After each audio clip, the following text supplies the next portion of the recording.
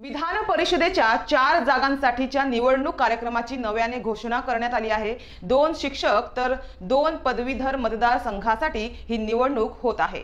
मुंबई आणि कोकण पदवीधर मतदारसंघ तर नाशिक आणि मुंबई शिक्षक मतदारसंघात ही निवडणूक होणार आहे। पदवीधर व शिक्षक मतदारसंघाच्या निवडणुकांसाठी 26 जून रोजी मतदान होणार आहे, तर 1 जुलै रोजी मतमोजणी होणार आहे।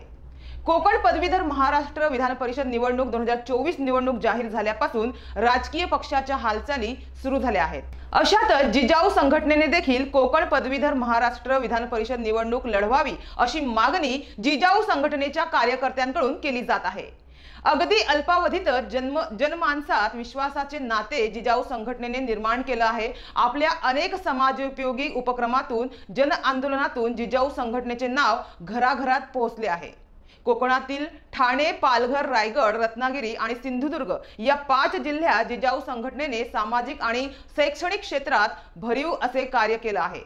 संघटनेचे अध्यक्ष निलेश सांबरे हे गेली 15 वर्ष स्वकमाईतून समाजाच्या उन्नतीसाठी वेगवेगळ्या उपक्रमातून आपल्या जिजाऊ संस्था आणि संघटनेच्या माध्यमातून कार्य करत आहे।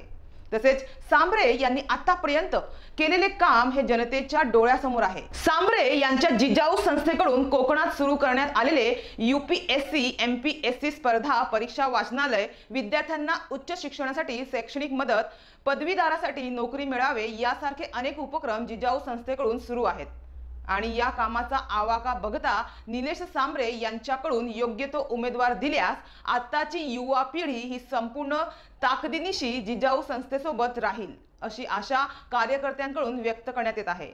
आणि आतापर्यंतच्या आमदारांनी पदवीधरांना किती न्याय देण्याचे काम केले, त्यांच्या किती प्रश्नावर त्यांनी आवाज उठवला आहे हे देखील सर्व ज्ञात आहे।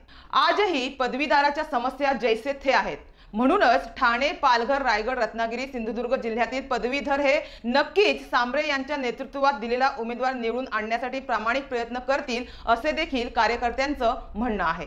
लोकसभा मतदारसंघात अपक्ष उमेदवार असून देखील जिजाऊ संघटना आणि निलेश सांबरे यांच्यासाठी जमा झालेली गर्दी ही विशेष लक्षवेधी होती। निलेश सांबरे यांच्या नेतृत्वावर लोकांचा विश्वास असून जनता नक्कीच जिजाऊ संघटनेला कौल देईल। म्हणूनच कोकण पदवीधर महाराष्ट्र विधान परिषद निवडणूक जिजाऊ संघटनेने लढवावी अशी मागणी आता कार्यकर्त्यांकडून जोर धरू लागली आहे।